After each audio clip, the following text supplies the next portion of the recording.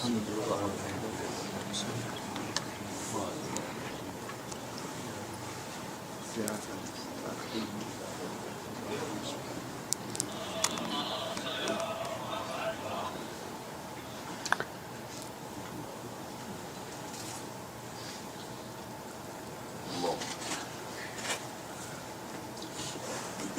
بالله السميع العليم من الشيطان اللعين الرجيم بسم الله الرحمن الرحيم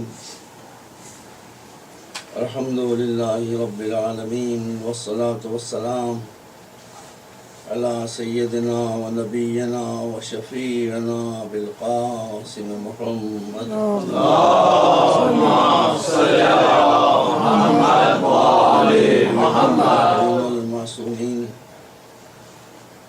الخزاة المهديين الذين أذهب الله عنهم الرجس وطهرهم تطهيرا اللهم صل على محمد وآل محمد.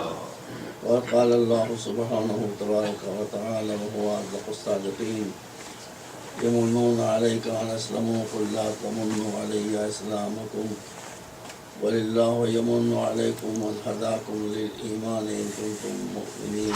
صلوات محمد اللهم صل على محمد وآل محمد. اگر اجازت ہو تو گزارش کروں اگر آگے تشریف لائیں تو اچھا ہے. بعد میں شاید لوگ اچھے ایک مرتبہ صلوات اللهم صل على محمد وآل محمد. سلسلے کی دوسری مجلس ہے. آیت کا مفہوم آپ کے سامنے عرض کر چکا ہوں.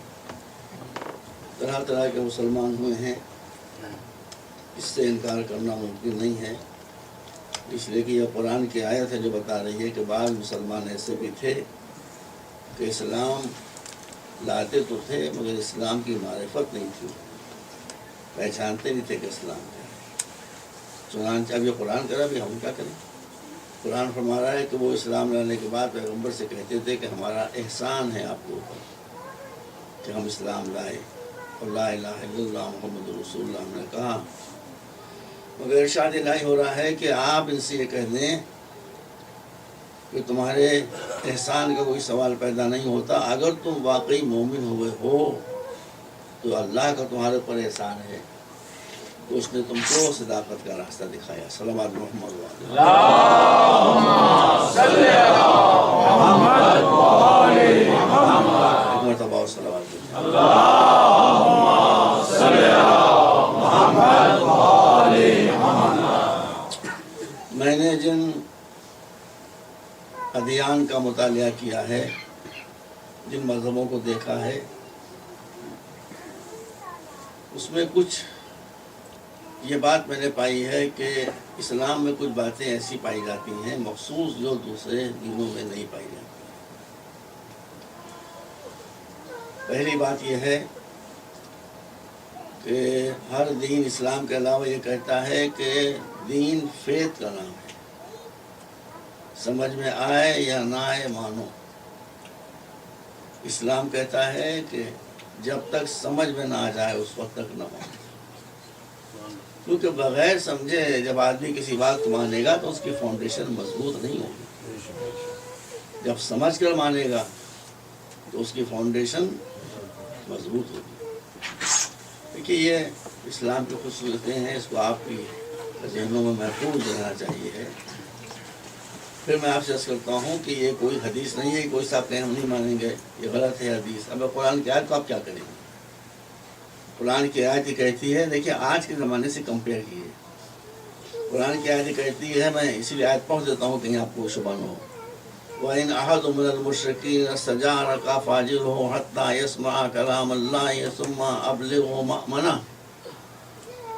ارشاد یہ کہاں ہے دنیا میں؟ آج بھی نہیں ہے. آج تو بس جب دو فوجیں آمنے سامنے ہوتی ہیں، گولیاں چلتی ہیں، بم برستے ہیں اور لوگ مرتے چلے جاتے ہیں. اسلام کافروں تک کو جینے کا حق دیتا ہے. اسلام مشرکوں تک کو جینے کا حق دیتا ہے۔ اسلام جو سامنے آرمی آئی ہے، فوج آئی ہے، اس کو بھی جینے کا حق دیتا ہے۔ اور یہ جینے کا حق حدیث میں نہیں ہے، قرآن میں۔ قرآن میں ارشاد ہو رہا ہے کہ اگر عین میدان جنگ میں جبکہ جنگ ہو رہی ہے، گردنیں کٹ رہی ہیں، لاشیں گھوڑوں سے زمین پر گر رہی ہیں، اس وقت اگر کوئی ایک آدمی یا ایک گروپ یہ کہے کہ ہم اسلام کو سمجھنا چاہتے ہیں، فاجرہو، فوراً اس کو ٹائم دے دو، تلوار روک لو، اسے قتل نہیں کر سکتے۔ اب وہ تمہارا مہمان ہو گیا، اس کو لے کر آؤ۔ یہ دیکھیے، یہ واقعہ سے متعلق ایک جنگ میں یہی صورتحال ہوئی تھی، تو اس وقت جو سپاہی تھا اسلام کا، وہ لے کر دشمن کے سپاہی کو رسول کے پاس آیا۔ رسول نے کہا تم اسلام سمجھنا چاہتے ہو؟ آپ غور کیجیے گا ذرا۔ کہا میں اسلام سمجھنا چاہتا ہوں۔ کہا کتنی مدت چاہیے؟ کہا 4 مہینے۔ اس نے کہا 4 مہینے؟ حضور نے فرمایا کہ ہم تم کو 8 مہینے کی مہلت دیتے ہیں۔ 8 مہینے ہمارے ساتھ رہو، کھاؤ پیو آرام سے رہو۔ پوری بات سن لیجیے، کھاؤ پیو آرام سے رہو، پھر اگر تمہاری سمجھ میں اسلام آ جائے تو قبول کرو۔ میں نے کہا تھا نا کہ اسلام سمجھنے کا مطلب ہے۔ پھر اگر اسلام تمہاری سمجھ میں آ جائے تو قبول کرو، اگر اسلام سمجھ میں نہیں آتا تب بھی تمہاری لائف سیکورڈ ہے۔ فاجرہو حتی یسمع کلام اللہ ثم ابلغہ مأمنا۔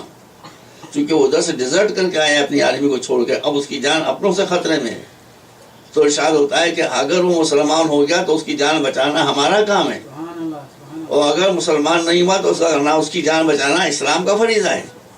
اس لیے اسے ایسی ہی جگہ پہنچا دو کہ یہ کافر ہے، مشرک ہے، بے دین ہے، مگر اس کی لائف سیکورڈ۔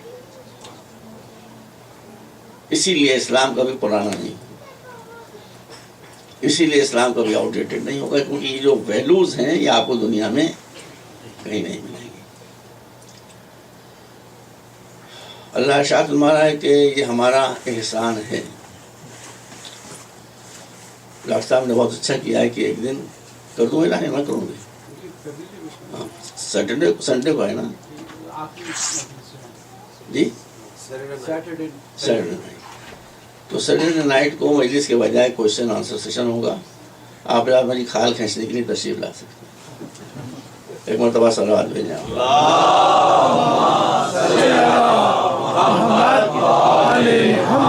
اس میں بچوں کو بلائیے گا اور لیڈیز سیکشن میں بھی کسی کو رکھیے گا، یا مائک وہاں پر دے دیجیے گا، ان کو بھی سمجھنے کا حق حاصل ہے۔ تو اسلام، اللہ نے فرمایا کہ ہم نے تم پر احسان کیا ہے، ہمارا احسان ہے کہ ہم نے تم کو یہ توفیق دی کہ تم ایمان لاؤ۔ احسان ہمیشہ اس وقت ہوتا ہے جب مشکلیں حل کی جائیں۔ مشکلیں لادنے سے کیا احسان ہوگا؟ اس وقت صورتحال یہ ہو گئی ہے، ہم ساری کہ اسلام ایک مصیبت بن گیا ہمارے بھائی۔ مصیبت ہے نہیں، لوگوں بنا دیا اس کو۔ اسلام مشکلیں حل کرنے کے لیے آیا تھا، کچھ حضرات اسلام کو مشکلیں بنانے کا حربہ بنا دیا ہے انہوں نے۔ اس لیے میں جو باتیں، جو زمانے کے تقاضے ہوتے ہیں، جو میں سمجھتا ہوں کہ اس وقت یہ کوشچنز آپ کے ذہن میں آ رہے ہوں گے، اسی کو میں جہاں تک میرے امکان میں ہے، لمیٹڈ نالج ہے، بحث کرنے کی کوشش کرتا ہوں۔ اللہ نے اگر ہم سب پر احسان کیا ہے تو کوئی نئی بات نہیں ہے۔ ایک صاحب نے مجھ سے کہا کہ ہم نے اللہ میاں سے کہا تھا کہ میں پیدا کروں۔ یہ بھی سوالات رکھتے ہیں بھائی، اس نے کیوں ہمیں پیدا کیا؟ ہم نے تو نہیں کہا تھا پیدا کرو۔ تو اگر آپ کو کسی کے اعتراض پر غصہ آ گیا تو آپ ہار جائیں گے۔ کبھی غصہ نہ کیجیے گا، کبھی غصہ نہ کیجیے گا۔ رسول کا حلم اور بردباری اور فوربیئرنس یہ مشہور ہے۔ مولا علی کی بھی شان یہی تھی۔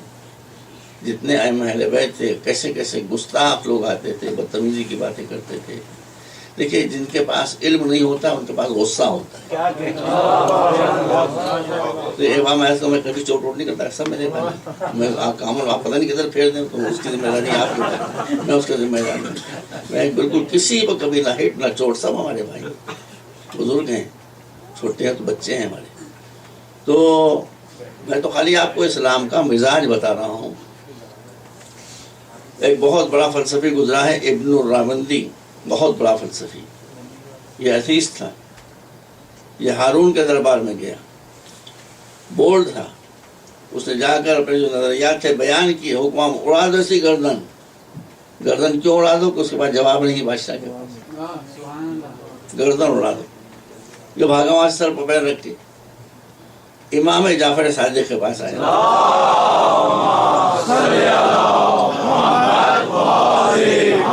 آنے کے بعد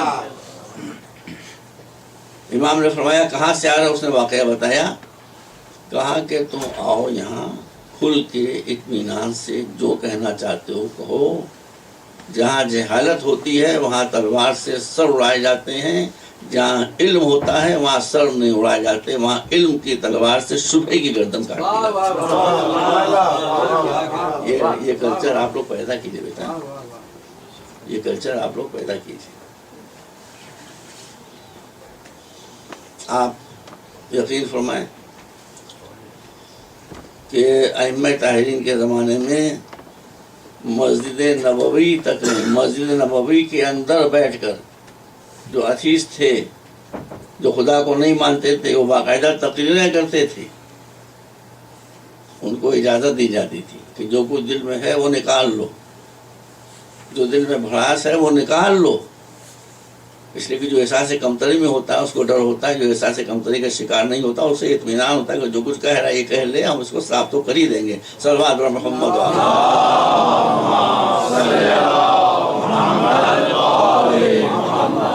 سب سے پہلی کامیابی کی شرط یہ ہے کہ آپ کو غصہ نہ آنے پائے۔ اگر غصہ آ جاتا ہے تو اب غصہ کا مسئلہ کیا ہے کہ غصہ جب آ جائے گا تو آپ کے ایموشنز آپ کی ریشنل فیکلٹی پر چھا جائیں گے۔ ایموشنز میں جو فیصلہ ہوتا ہے وہ کبھی صحیح نہیں ہوتا ہے، سوچ سمجھ کے فیصلہ کیجئے۔ صلوات محمد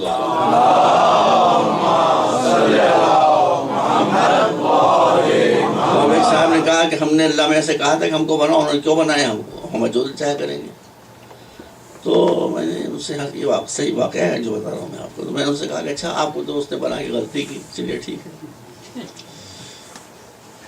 یہ بتائیے کہ اس نے زمین بنائی تو صحیح بنائے، کہا زمین بناتا کوئی نو پرابلم، میں نے کہا سورج بنایا، کہاں کوئی پرابلم نہیں، چاند بنایا کوئی پرابلم نہیں، 25-30 چیزیں میں نے گنائی ان کو، درخت بنایا کوئی پرابلم نہیں، جانور بنایا کوئی پرابلم نہیں۔ جب وہ سب کہتے گئے کہ جانور بھی ٹھیک بنایا اس نے، درخت بھی ٹھیک بنایا، زمین بھی ٹھیک، سب، آسمان، زمین، پانی، روشنی، سب، تو میں نے کہا اگر انسان کی خلقت پیش نظر نہیں تھی تو ان کے بنانے کا حاصل کیا ہوتا؟ Are you satisfied؟ آپ بتائیے کیا فائدہ ہوگا؟ اسی سے آپ سمجھیں کہ پورا سولر سسٹم آپ کے لیے لائف سپورٹ سسٹم ہے، آپ کے لیے، یہ سب آپ کے لیے، یہ سب آپ کے لیے، سورج آپ کے لیے چمک رہا ہے، چاند آپ کے لیے دمک رہا ہے، ہوائیں آپ کے لیے چل رہی ہیں، بارش آپ کے لیے برس رہی ہے، سمندر آپ کے لیے ہیں، یہ سب تو آپ کے لیے ہے۔ تو خود اپنے وجود کی قیمت کا اندازہ کریں کہ آپ کو زندہ رکھنے کے لیے اور سکون پہنچانے کے لیے اس نے کیا انتظام کیا ہے جس کو ہم سمجھ نہیں پا رہے ہیں۔ اسی لیے میں آپ حضرات سے عرض کرتا ہوں کہ نالج از نالج، نالج کبھی نقصان نہیں پہنچاتی ہے۔ تو جب تک آپ کو آپ کا تھوڑا سا up to modern way of thinking نہیں ہوگا، مسئلے حل نہیں ہوں گے۔ ایک زمانہ تھا جب وہ کہتے تھے کہ بغدادی قاعدہ پڑھو اور سائنس نہ پڑھو، ٹیکنالوجی نہ پڑھو۔ مجھے یاد ہے جب سے میں نے مجلسیں پڑھنا شروع کی ہیں شعور کے ساتھ، اس وقت سے میں اسی پر لگا ہوا ہوں کہ جو باطل ہوگا اسے علم سے ڈر ہوگا، حق کو کبھی علم سے ڈر نہیں ہوگا۔ اچھا آپ اس کو تو چھوڑیے، کیا کچھ اللہ نے نہیں بنایا ہے آپ کے لیے؟ واللہ سب آپ کے لیے بنا ہے، آم آپ کے لیے بنا ہے، خربوزہ آپ کے لیے بنا ہے، تربوز آپ کے لیے بنا ہے، اخروٹ آپ کے لیے بنا ہے، کاجو آپ کے لیے بنا ہے، ہوائیں آپ کے لیے بنی ہیں، خوشبوئیں آپ کے لیے بنی ہیں، لباس آپ کے لیے بنے ہیں، جان، اور جو بنائے پورا سسٹم ہے بھائی، جو بنایا ہے اس پر آپ کو قابو دے دیا ہے۔ ہوا آپ کے قابو میں ہے، زمین آپ کے قابو میں ہے. ایک بات بتائیے، ارے بھائی اللہ نے یہ زیادتی کی نہیں زیادتی کی کہ ہم کو عقل دی اور گدھے کو عقل نہیں دی؟ بتائیے، ہمیں اس نے انٹیلیجنس دی، گھوڑے کو نہیں دی. اتنا بڑا ہاتھی بنا دیا بدھو، اس کو کوئی عقل نہیں دی. چونکہ یہ سب آپ کے لیے، غور کیجیے گا، چونکہ یہ سب آپ کے لیے بنا ہے. اور جب عقل اور علم کسی کے پاس ہوتا ہے تو وہ سر جھکانے کے لیے تیار نہیں ہوتا. اس لیے جانوروں کو عقل اور علم سے محروم رکھا گیا کہ یہ آپ کے سامنے ہمیشہ سر جھکائے کھڑے رہیں. سمجھ رہے ہیں یا میں غلط کر رہا ہوں؟ صحیح ہے نا؟ اس لیے یہ امام نے فرمایا ہے، امام محمد باقر علیہ السلام کا غالباً یہ شان.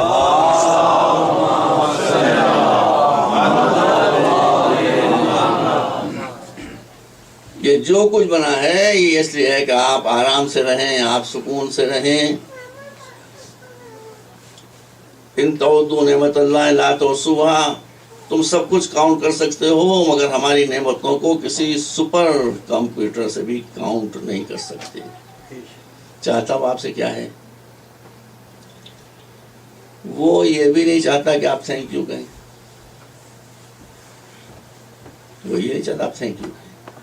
وہ کہتا ہے ہمارے شکر گزار بندے بنو، ہمارا شکریہ ادا کرو. تاکہ تو کہہ رہا ہے نہیں، وہ کہتا ہے کہ ہمارا شکریہ ادا کرنے کا مطلب یہ ہے کہ جو نعمت ہم نے تم کو دی ہے اس کو یوز کرو، اس کا مس یوز نہ کرو. بس یہی ہمارا شکریہ. سلامات پر محمد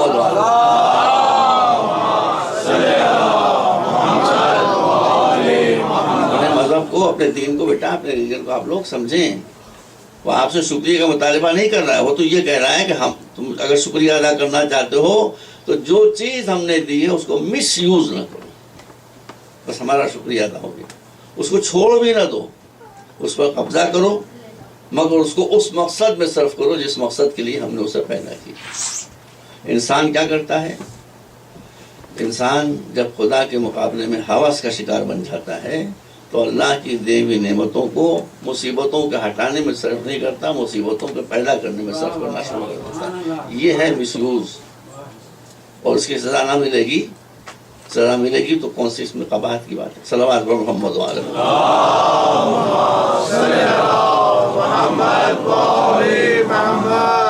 کل میں نے آپ کے سامنے عرض کیا تھا میری کیا حیثیت ہے، کیا اوقات ہے. چونکہ مولا علی نے فرمایا تھا دعا میں، یا من لا اسم اللہ ولا جسم، اے وہ ذات ہے جس کا کوئی نام نہیں ہے، اس کا نام نہ ہے نہ ہو سکتا ہے. میں نے آپ سے بتایا، اس لیے کہ زبانیں بہت بعد میں پیدا ہوئی ہیں.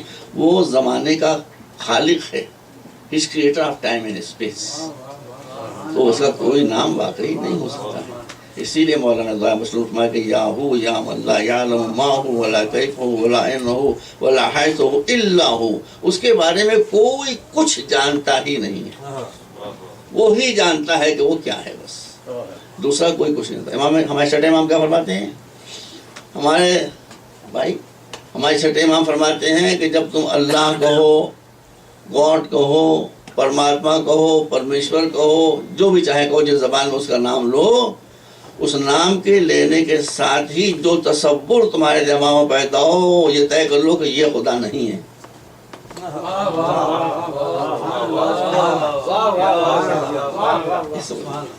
یہ خدا، یہ کریٹر نہیں، اس کو ہم کنسیو نہیں کر سکتے چونکہ ہماری انٹیلیجنس لمیٹڈ ہے، وہ ان لمیٹڈ ہے. ہماری ذہانت محدود ہے، وہ لامحدود ہے. ایک چمچے کے اندر سمندر آ سکتا ہے.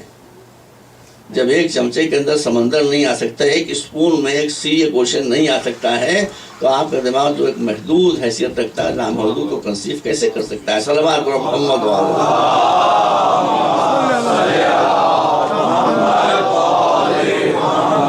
کل میں نے آپ کو پھانس لیا تھا، یاد ہے آپ کو؟ میں نے پوچھا تھا جو آپ پیدا، سب نے کہا اللہ نام ہے، اللہ نام ہے، اللہ نام ہے.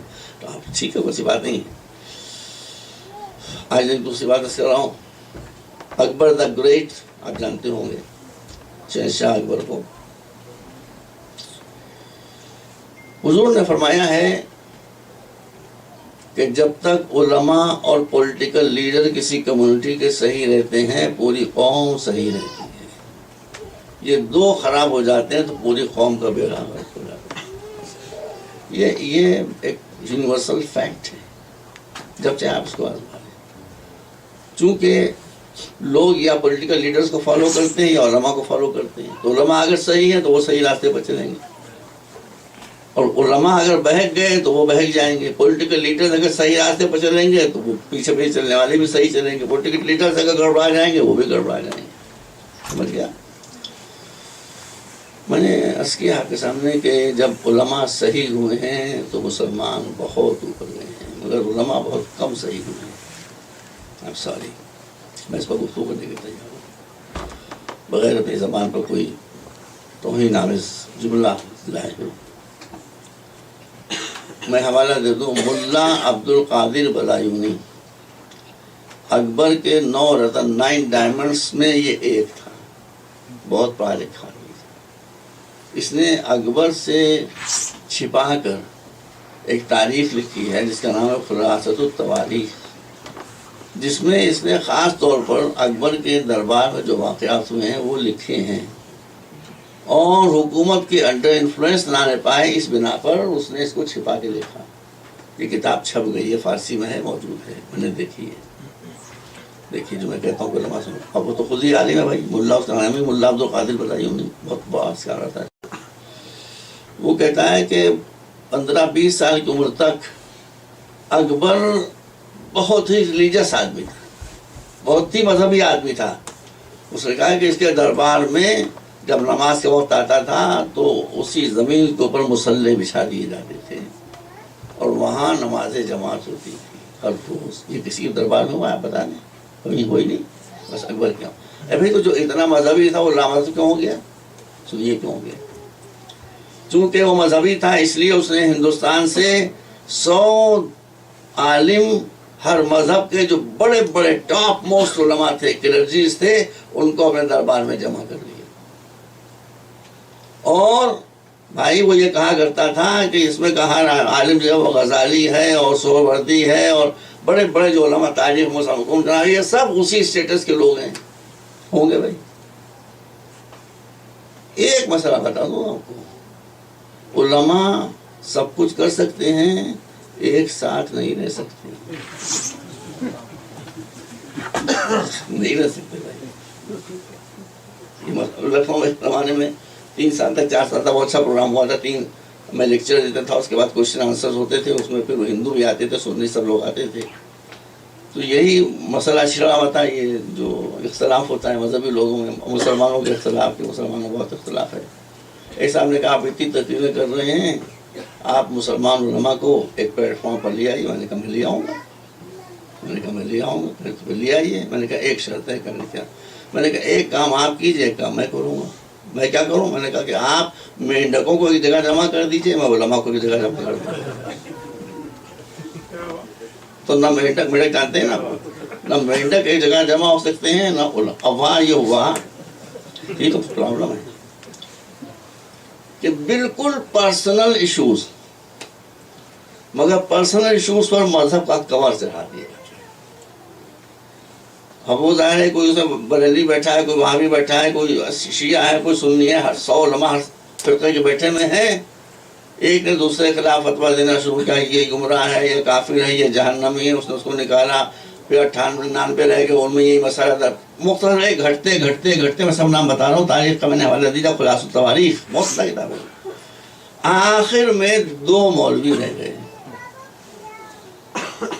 آخر میں 2 مولوی رہ گئے. ایک مولانا عبداللہ سلطان پوری، ایک مولوی عبد النبی. یہ مولوی کہے جاتے ہیں کہ بڑے بڑے یہ بھی اسکالر. مولوی عبد النبی وہ ہیں جو حضرت ہندوستان تشریف لائے. ان کو بتا دوں کہ بہادر شاہ ظفر مارگ جو دہلی میں ہے، اس پر جو مسجد بنی ہے، بہت بڑی مسجد، وہ مولوی عبد النبی کی بنائی ہوئی ہے. پہلے تو یہ عرض کر دوں آپ کے سامنے کہ جب اکبر مولانا عبداللہ سلطان پوری سے ناراض ہوا، یہ لاہور کے قاضی تھے. دیکھیے مسلمانوں بھی سائیں بابا پیدا ہوئے ہیں. مسلمان سائیں بابا جانتے ہیں نا آپ، بنگلور. ان کا جب بہت مشکل سے انتقال پرملال ہوا اور بیڈ سے ان کی میت کو اٹھایا گیا اور جو کور تھا بیڈ کا اس کو ہٹایا گیا، تو جس بیڈ پر وہ سوتے تھے، بھیا یہ ٹی وی میں آیا ہے، خبروں میں آیا ہے، جس بیڈ پر وہ سوتے تھے وہ بیڈ کہاں کا بنا ہوا تھا؟ وہ کرنسی بلز کا بنا ہوا تھا۔ 94 کروڑ روپیہ ان کے نیچے سے برآمد ہوا۔ یہ بیماری ہے بھائی، یہ مرض ہے۔ اور اس کے بعد ان کو جب دفن کیا گیا، چونکہ ان کا کہنا تھا کہ میں دوبارہ زندہ ہو کر نکلوں گا، اس لیے ان کی میت جب دفن کی گئی تو ساتھ میں ہیرے، جواہرات، اسٹون، پریشس، یہ سب ان کے ساتھ دفن کیے گئے۔ یہ ہندوؤں میں بھی ہوتا ہے۔ اچھا اب یہ دیکھیے مولوی عبداللہ سلطان پوری تھے، یہ لاہور میں جو ان کا محل تھا، وہاں اس میں بہت ایک بڑا باغ تھا، اور ہر مہینے 2 مہینے کے بعد کوئی نہ کوئی مرتا تھا، اس میں دفن کیا جاتا تھا۔ قبریں درجنوں 2500 قبریں ملی ہوئی تھیں۔ بادشاہ کو شبہ ہوا، کہا کہ یہ قبریں کھول کے دیکھو مردے ہیں بھی کہ نہیں ہیں، یہ سب اسی میں لکھا ہوا ہے۔ قبریں جب کھودی گئیں تو ایک بھی قبر سے کوئی میت نہ نکلی، ہر قبر سے سونے اور چاندی اور جواہرات کے صندوق برآمد ہوئے۔ یہ مولانا ہیں، یہ اتنے بڑے عالم ہیں دربار اکبری کے۔ خیر، تو اب جب 2 یہ رہ گئے، ایک مولوی عبداللہ سلطان پوری اور ایک مولانا عبد النبی، اب ان دونوں میں چلی۔ ایک نے کہا کہ یہ جو ہیں، بھیا پڑھ لیجیے گا، یہ جو ہے مولانا عبداللہ سلطان پوری، ان کو پائلز کی شکایت ہے، بواسیر ہے، اس لیے یہ نماز نہیں پڑھ سکتے۔ دیکھیے دشمنی میں نظر کہاں تک پہنچی، ذرا کہاں تک نظر پہنچی۔ کہا کہ ان کو بواسیر ہے، پائلز ہے، اس لیے یہ نماز نہیں پڑھا سکتے۔ مولانا عبداللہ سلطان پوری جواب میں کہا کہ ان کو ان کے باپ نے آہ کر دیا تھا لعنت کر کے، لہٰذا یہ نماز نہیں پڑھا سکتے۔ وہ بھی ختم ہو گئے۔ یعنی ایک ہو گئے آیت اللہ بواسیری، ایک ہو گئے آیت اللہ آقی۔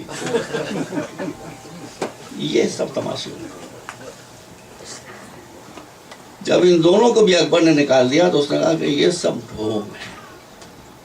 اس زمانے کے جو بڑے بڑے لوگ گزرے وہ بھی ایسے ہی ہوں گے، اس لیے کہ ہم نے چوٹی کو، اس کے بعد سے وہ مذہب سے دور ہو گیا۔ اب اکبر کے دربار میں یہ تقریر کا پورشن آپ ذرا سا سن لیجیے توجہ سے، جو ہمارا درد ہے۔ اس وقت ہندوستان میں افغانستان بھی شامل تھا، پاکستان کو تو وجود ہی نہیں تھا، ہندوستان میں افغانستان بھی شامل تھا۔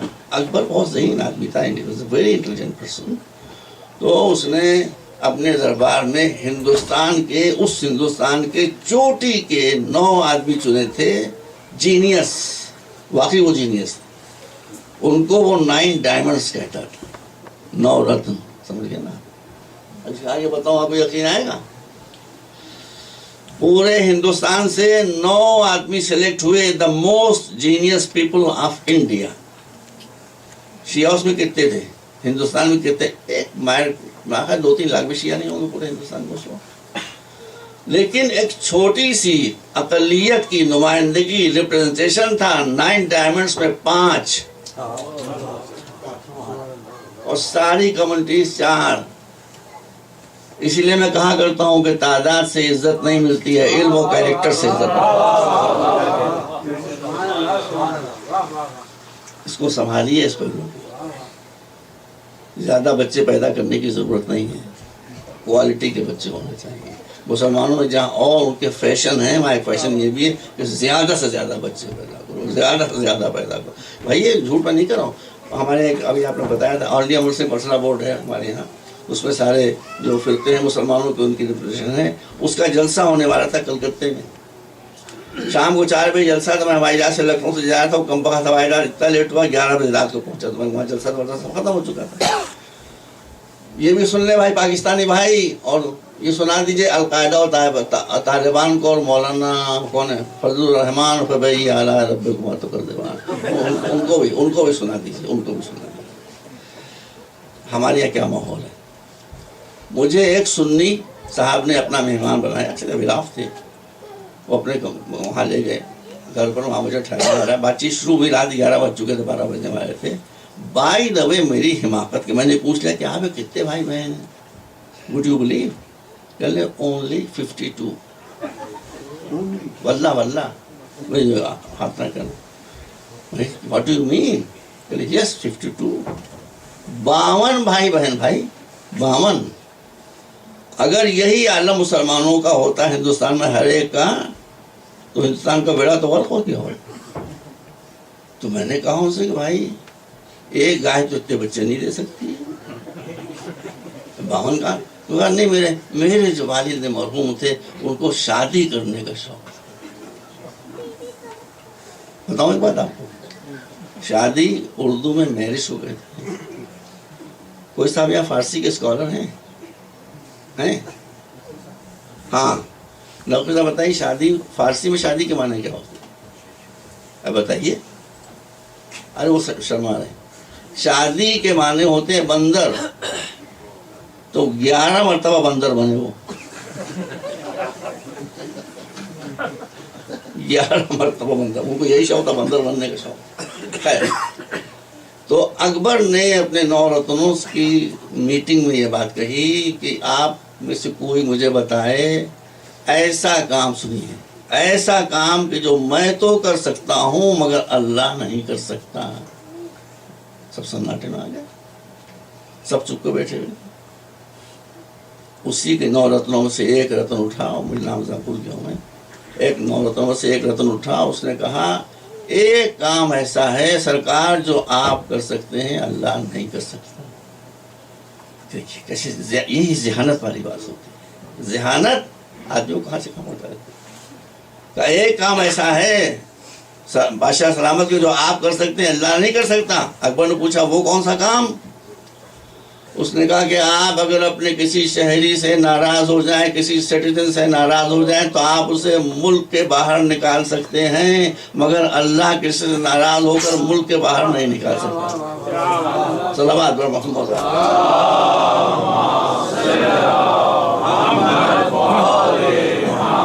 محمد و آل محمد، بلند تر صلوات۔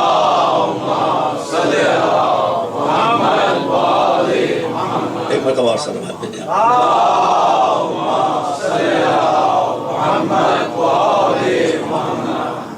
بس میں مصلحتاً 2 روز سے تمہید میں اللہ کا ذکر کر رہا ہوں۔ اللہ کو جیسے میں نے عرض کیا، نہ کوئی سمجھ سکا ہے نہ کوئی سمجھ سکتا ہے۔ مانگ اس سے سب کچھ سکتے ہیں، سب سکتے ہیں اور سب کچھ مانگ سکتے ہیں۔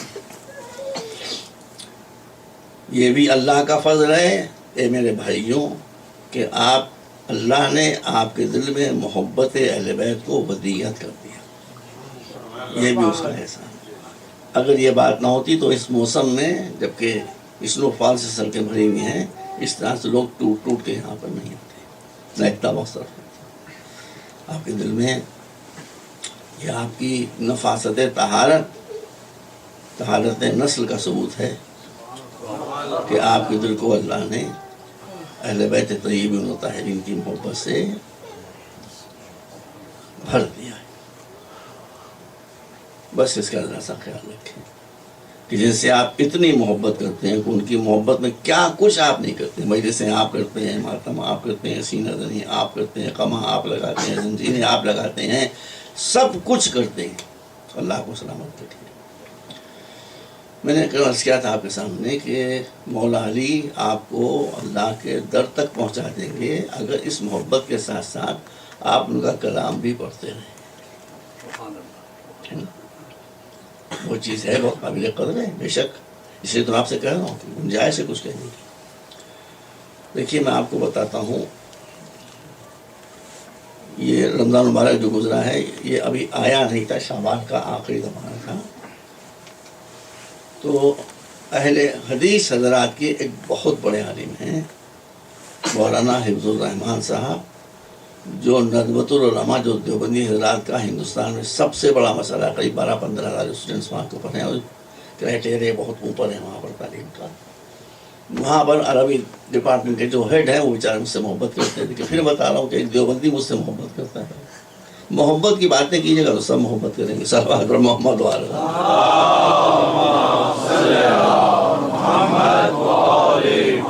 اچھا، آپ جانتے ہیں ہر آدمی ایک سنک ہوتی، مجھ میں وقت کی پابندی کی سنک ہے، پاگل پانی جو بھی آپ کہہ رہے ہیں، تو میں جو میرا کالج ہے یونٹی کالج، وہاں سے میں 11 بجے اٹھ جاتا ہوں. 11 بجے اٹھ کے پھر میں ایرا میڈیکل کالج وہاں جاتا ہوں اور 2-3 بجے تک رہتا ہوں. اور وہیں پر ہمارا جو ٹی وی کا اسٹیشن شروع ہو رہا ہے، اس کا کام ہو رہا ہے.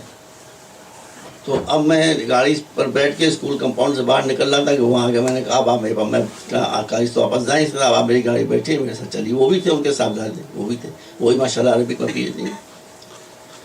میں لے کے سیدھا ان کو ہس ٹی وی سینٹر سے لے گیا، اسٹوڈیو میں جہاں ریکارڈنگ ہو رہی. تو جو بچہ بیٹھا تھا میں نے اس سے پوچھا کہ رمضان بار کہا ہے تم نے کیا تیاری کی رمضان کا؟ ابھی ہم نے دعائے یستشیر ریکارڈ کی ہے. آپ لوگوں نے سنا ہے دعائے یستشیر کا نام؟ تحفۃ العوام میں موجود ہے، وظائف الابرار میں موجود ہے، مفاتیح الجنان میں موجود ہے. 10 منٹ کی دعا ہے، میں تو جانتا ہی ہوں سر. اچھا میں نے کہا کہ تو پھر ایسا کرو کہ ذرا یہ مولانا صاحب تشریف فرما ہے، ان کے صاحبزادے تشریف فرما ہے، وہ بھی عربک PhD ہیں، تم ذرا دعائے یستشیر ان کو سنا دو. مجھے معلوم تھا کیا حشر ہوگا، وہ عربک اسکالر ہیں. اس نے لگائی دعائے یستشیر، میں اپنے ادھر ادھر دیکھنے والا ہوں. دعائے یستشیر 10 منٹ میں ختم ہو گئی. سن لیجیے، دعائے یستشیر جب 10 منٹ میں ختم ہو گئی تو میں نے پلٹ کر ان کی طرف دیکھا دونوں کی داڑھیاں آنسوؤں سے تر ہیں. علی کو پہچانوائیے، واللہ مولا گوائے میں اس میں ایک لفظ بھی غلط نہیں. دونوں کی داڑھیاں آنسوؤں سے تر تھیں. وہابی، دیوبندی، مگر اس دعا کا اثر یہ ہوا. جب وہ رو رہے تھے میں نے پانی وانی پلایا، ان کو پلوایا. میں نے کہا مولانا دعا آپ نے سنی؟ کہا ہاں سنی. میں نے کہا اس دعا کے سننے کے بعد بتائیے کہ ہم میں آپ میں کیا فرق ہے. کہ لے جو اس دعا میں ہے اگر یہی تشیع ہے تو ہم میں آپ میں کوئی فرق نہیں. علی بکھرے ہوئے دلوں کو ملانے والی شخصیت کا نام ہے. صلوات محمد.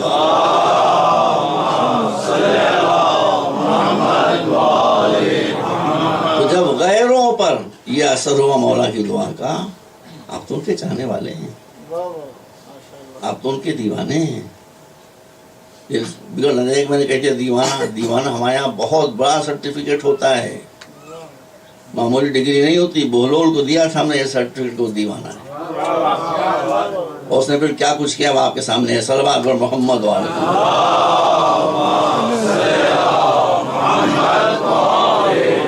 دیوانے ہو جائیے، اس میں بھی فائد. اے بہلول، اس کو امام نے حکم دیا. ہی واز جینیس آف اس ٹائم، اور بے دھڑک تھا بالکل. جان کو خطرہ ہو گیا تو بہرحال یہ مولا کی ہدایت تھی کہ اپنے کو پاگل بنا لو. جب تک تم اپنے کو پاگل نہیں بناؤ گے دوسروں کا پاگل پن سامنے نہیں آئے. اس لیے اپنے کو پاگل بنا لیا، اپنے کو پاگل. اور تماشے اس کی پوری کہانیاں ہیں، اور اس کی فلم بنی ہے ایران سے، تو دیکھیں آپ. ابھی اس کا بھی واقعہ سن لیجیے. یہ بہلول ہارون کے زمانے، Haroon was an emperor. He was not only a king, he was an emperor. شہنشاہ تھا، بہت بڑا اس کا رتبہ تھا، حکومت تھا. یہ دربار میں جو آیا تو تخت حکومت خالی تھا. ہارون ابھی دربار میں آیا نہیں تھا، درباری سب بیٹھے ہوئے تھے. یہ جوتیاں لیے ہوئے سیدھا بادشاہ کے تخت پر جا کر دھم سے بیٹھ گیا. سپاہی آ گئے، انہوں نے مارنا شروع کیا. مارنے کے بعد گھسیٹ اتار کے زمین پر کھڑا کر دیا. اتنی دیر میں ہارون آ گیا. اس نے رونا شروع کیا، چیخ کے بھوں رو رہا. ہارون نے پوچھا کیا ہوا؟ آپ نے درباریوں سے سپاہی پوچھا. ہاں حضور یہ آپ کے تخت پہ جا کے بیٹھ گیا تھا، اتنی بڑی گستاخی کی تھی اس لیے ہم مار کے اس کو اتار لیا. تو کہ اتنا کیوں رو رہا ہے؟ 2-4 چاٹی تو لگائے ہوں گے، اتنا کیوں رو رہا ہے؟ پوچھا اتنا تم کیوں رو رہے؟ کہا حضور میں اپنے اوپر نہیں رو رہا ہوں، آپ پر رو رہا ہوں. شہنشاہ سے کہا، ایمپرر سے، میں اپنے اوپر نہیں رو رہا ہوں، آپ کا مجھ پر کیا؟ کہا حضور اس تخت پر میں 2 منٹ کے لیے بیٹھا تو اتنی پٹائی ہو گئی، اور آپ کب سے بیٹھے ہیں، آپ کی کتنی پٹائی ہوگی، اس پر میں رو رہا ہوں. سب محمد والا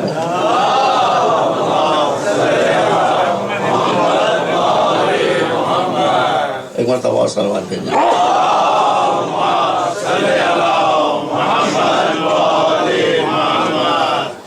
یہ اللہ کا فیض ہے ہمارے لیے کہ ہم نے کبھی معصوم کا دامن نہیں چھوڑا. رسول دنیا تشریف لے گئے تو ہم نے مولا علی کا دامن تھاما، بی بی فاطمہ کا دامن تھاما، حسن کا دامن تھاما، سرکار سید الشہداء امام حسین کا دامن تھاما۔ آج میں آپ کے سامنے ایک خاص بات کرنا چاہتا ہوں جو آپ نے اس سے پہلے سماعت نہیں فرمائی۔ ایک مرتبہ صلوات بھیجیں مولا۔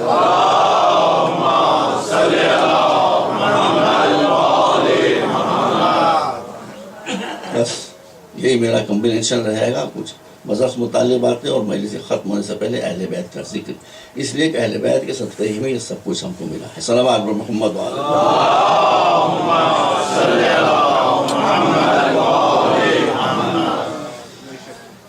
دیکھیے، بدر کی جنگ کافروں اور مسلمانوں کے بیچ میں ہوئی تھی، کافروں اور مسلمانوں کے بیچ میں ہوئی تھی۔ احد کی جنگ مشرکوں اور مسلمانوں کے بیچ میں ہوئی تھی۔ خیبر کا معرکہ یہودیوں اور مسلمانوں کے بیچ میں ہوا تھا۔ اور کرنے میں کیا کہہ رہا ہوں، ہر جنگ مسلمانوں میں اور دوسرے لوگوں میں ہوئی، مشرکوں میں مسلمانوں میں ہوئی، کافروں میں مسلمانوں میں ہوئی، یہودیوں میں مسلمانوں میں ہوئی۔ ایک جنگ وہ تھی کہ جو کافروں اور مسلمانوں میں نہیں ہوئی، کفر کی طرف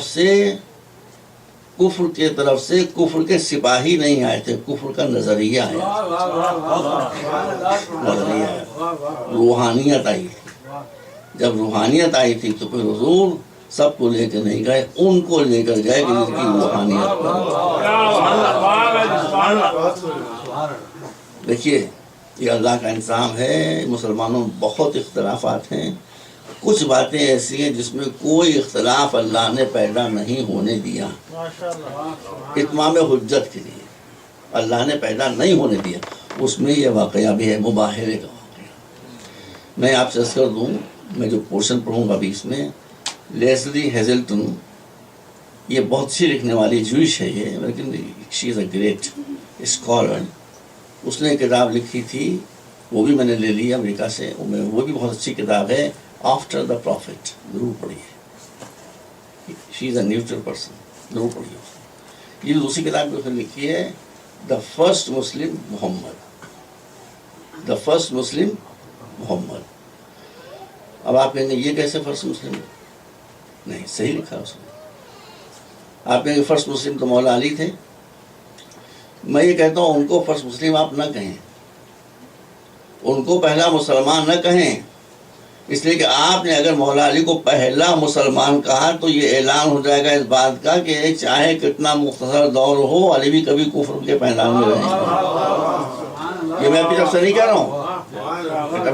رہا ہوں، ایک شخص نے، ایک صحابی نے حضور سے پوچھا کہ فلاں اس وقت ایمان لائے، فلاں اس وقت ایمان، پوچھا متى آمن علی بن ابی طالب، جہاں ڈاکٹر ماما میں عربی پڑھ دیتا ہوں، متى آمن علی بن ابی طالب، یا رسول یہ بتائیے علی کب ایمان لائے؟ رسول نے مسکرا کر کہا متى کان کافرا حتی یؤمن، تو مجھے یہ بتا دے وہ کافر کب تھے، میں بتا دوں گا۔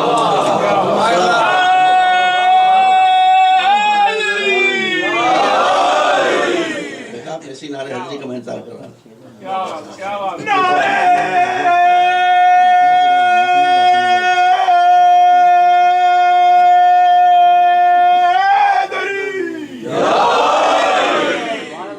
تو یہ جو واقعہ میں بھی عرض کروں گا آپ کے سامنے، یہ اسی لیزلی ہیزلٹن کی کتاب ہے، دا فرسٹ مسلم محمد۔ اس نے لوگ سمجھ میں نہیں آتی بات، بھائی اس نے صحیح لکھا ہے۔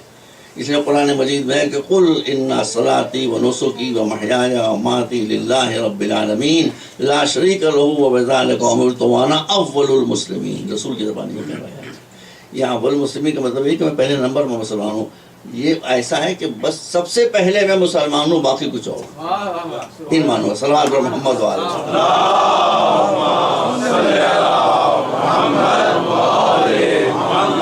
ایک مرتبہ اور صلوات بھیجیں آپ۔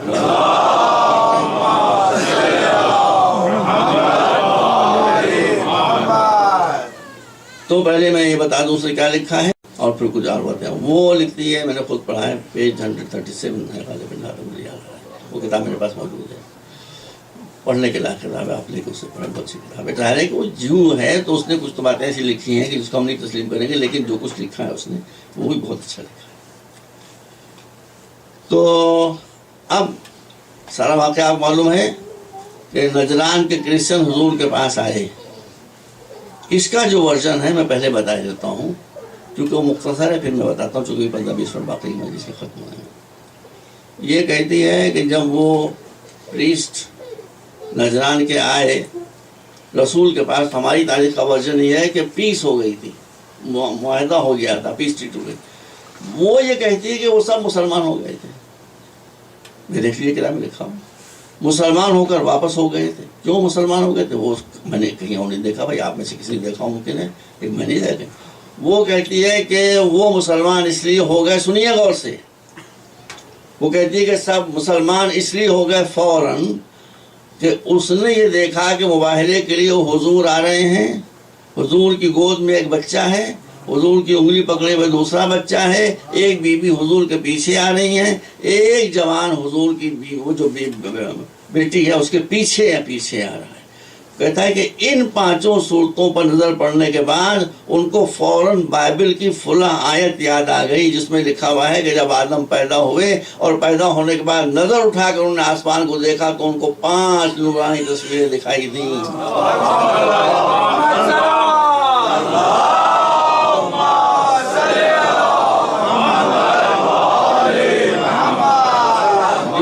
سائش بات سب ختم ہو گئے، بائبل کے حوالے سے لکھے، میں خود پڑھا ہے، میں نقلی والی بات نہیں ہے۔ تو ان کو وہ 5 جو ان صورتوں سے مشابہ تھی جس کا ڈسکرپشن بائبل میں دیا ہوا ہے، تو ان کا ہم کوئی گفتگو نہیں، ان ہستیوں کو دیکھ کر ہم مسلمان ہو گئے۔ دوسروں میں اور اہل بیت میں فرق یہی ہے کہ وہ مسلمان کرتے ہیں مگر یا لڑ کر یا تبلیغ کر کے، اہل بیت کہ جن کا چہرہ دیکھ کر لوگ مسلمان پر محمد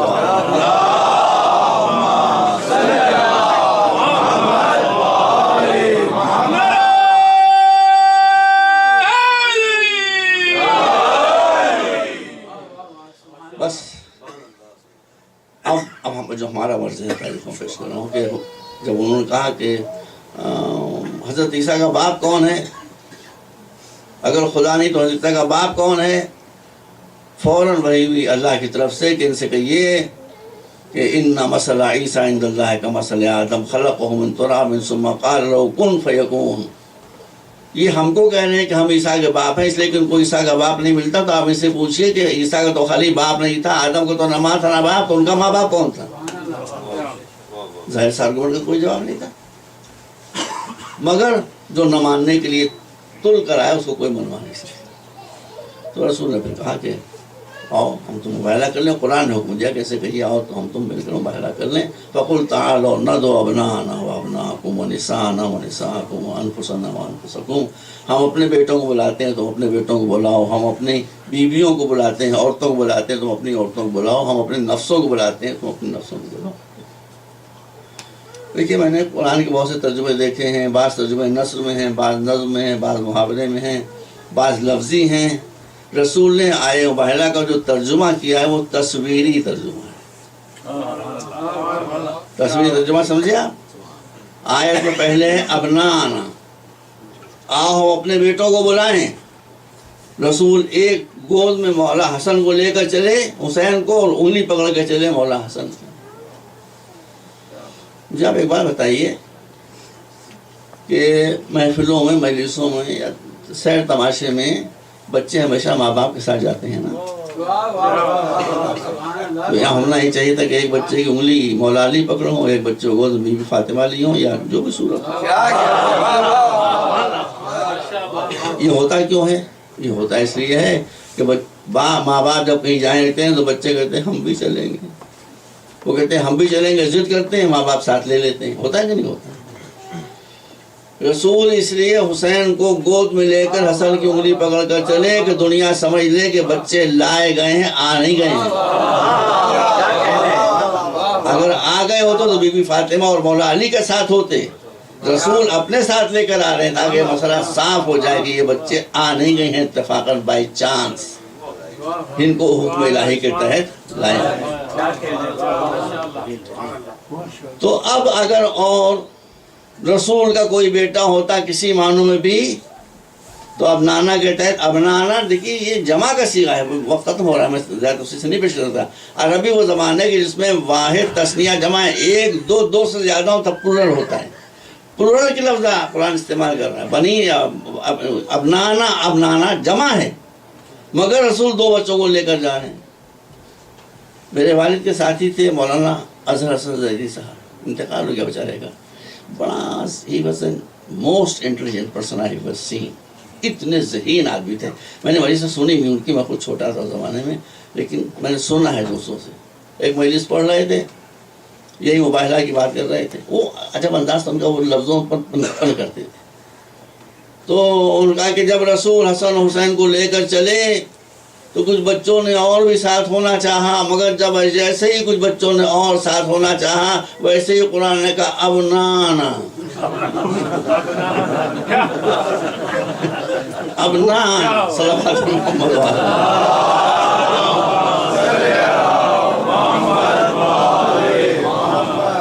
ایک مرتبہ اور صلوات بھیجیں.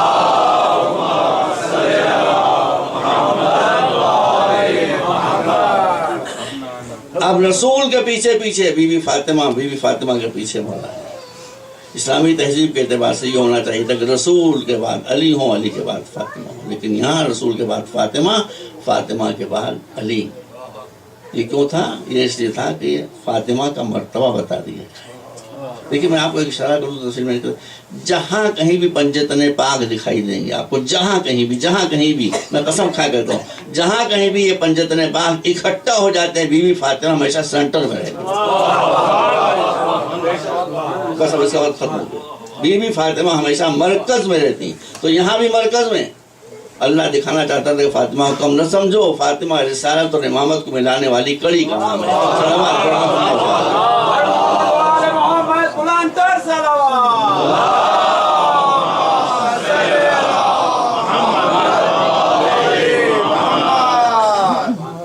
بس باتیں بہت ہی وقت ختم ہو گیا.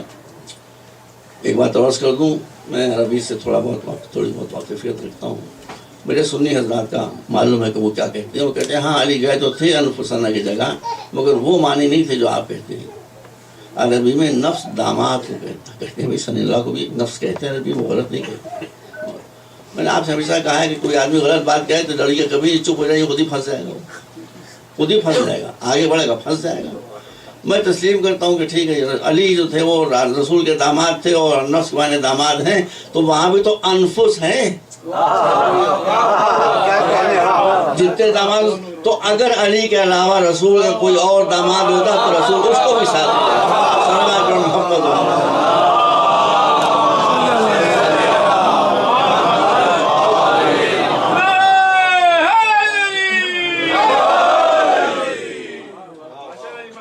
جب بھی روحانیت کا مقابلہ ہوگا صحابیت پیچھے ہٹا دی جائے گی، عصمت و طہارت آگے، رسول آگے آ جائیں گے، مولا علی سامنے آ جائیں گے، بی بی فاطمہ سامنے آ جائیں گی، حسن حسین سامنے آ جائیں گے. بس اب ربط انتظار نہ کیجیے اس لیے کہ وقت ختم ہو گیا ہے.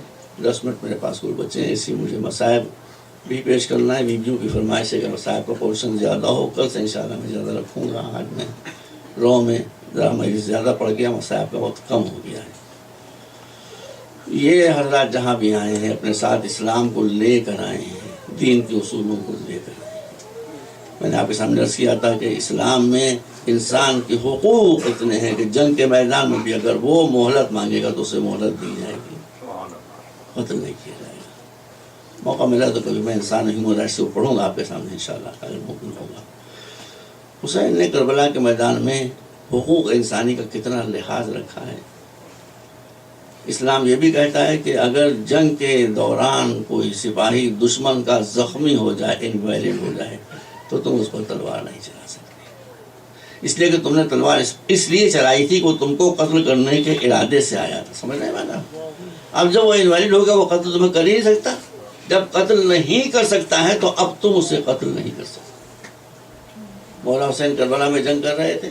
سارے شہداء کی شہادت کے بعد، دفن علی اصغر کے بعد حسین جنگ کر رہے ہیں، اور ایک سپاہی لشکر یزیدی کا جس کا نام تھا سلیم بن قحطبہ، اس نے حسین پر حملہ کیا. حسین نے وار روک کر اس جوابی حملہ کیا، اس کی دونوں ٹانگیں کٹ گئیں. یہ واقعات وہ ہیں جس کو آپ دوسروں سے بیان کریں، جو آپ ہینڈ بل چھاپتے ہیں اس میں لکھیں اس کو، تاکہ دنیا سمجھے کہ حسین ہیں کون، کس جنرل نے یہ کیا ہے، کس سپاہی نے کس تاریخ میں کیا ہے، مجھے بتایا جائے.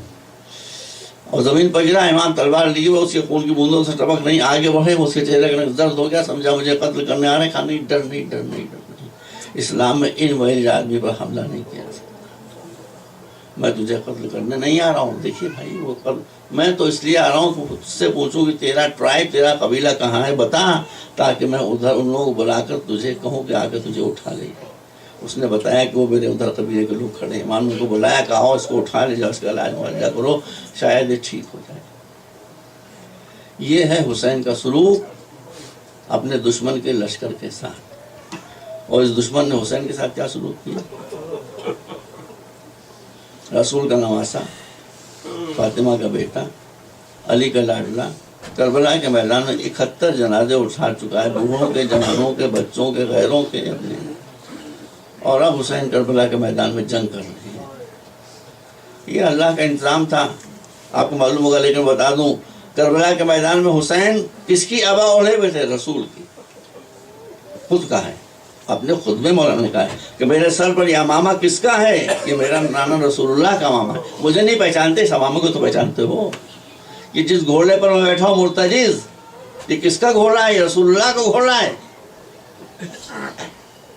یہ سب کچھ کہہ رہے ہیں حسین، اور کوئی نہیں سنتا۔ حسین زخموں سے چور چور ہو گئے۔ اب صورتحال یہ، ایک بلندی پر گھوڑا حسین کو لیے کھڑا ہوا ہے، جنگ حسین نے ملتوی کر دی ہے۔ بسر سعد کے اشارے کے مطابق کچھ نیزہ بردار اس طرف آ گئے، کچھ ادھر آ گئے۔ جب حسین ادھر جھکنے لگے تو ان نیزہ برداروں نے حسین کو نیزوں کی نوکوں سے ادھر ڈھکیلا، اور جب ادھر جھکنے لگے تو ادھر کے نیزہ برداروں نے ادھر ڈھکیلا۔ اس طرح سے حسین لشکر کے بیچ میں کبھی ادھر اور کبھی ادھر۔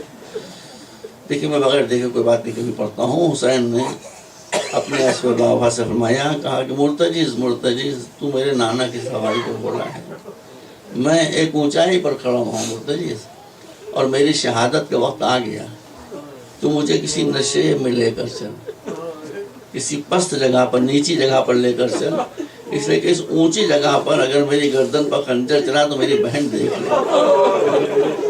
اس عالم میں بھی حسین کو بہن کا خیال ہے۔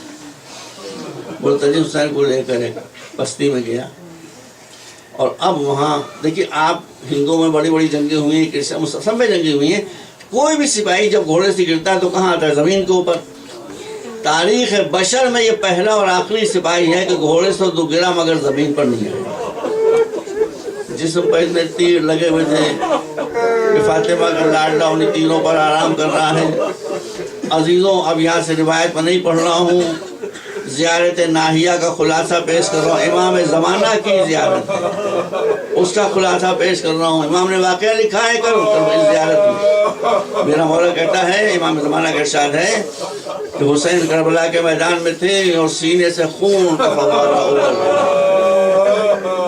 حسین کا گھوڑا آگے بڑھا، آگے بڑھنے کے بعد اس ابلتے ہوئے خون سے اپنے چہرے کو رنگین کیا، دوڑتا ہوا چلا۔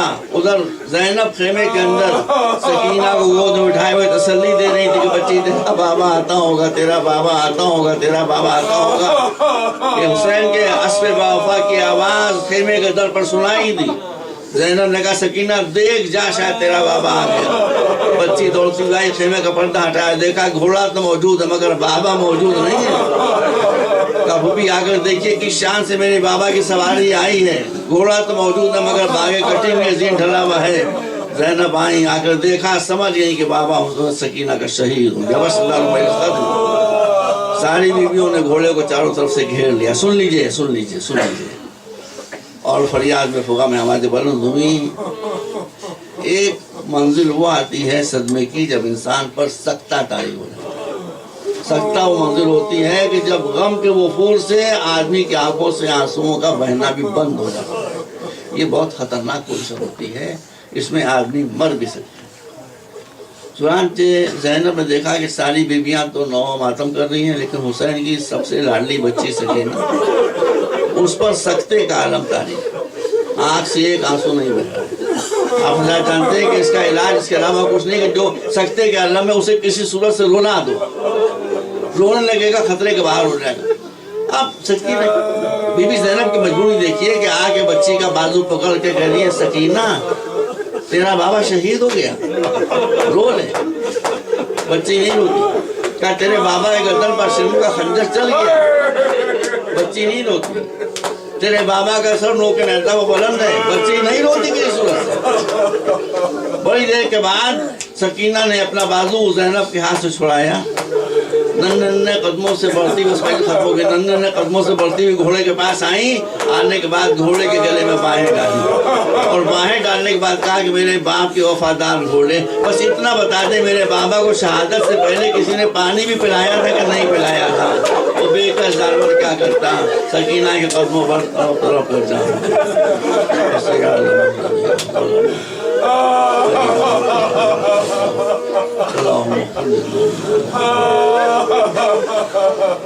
والمسلمين والمسلمات الأحياء منهم والأموات إنك تغفر الذنوب منا برحمتك يا أرحم الراحمين. ربنا تقبل منا إنك أنت السميع العليم وتب علينا.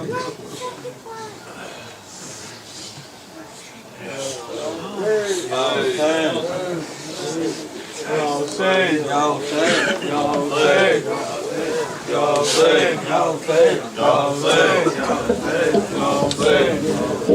Ya Hussein, Ya Hussein, Ya Hussein,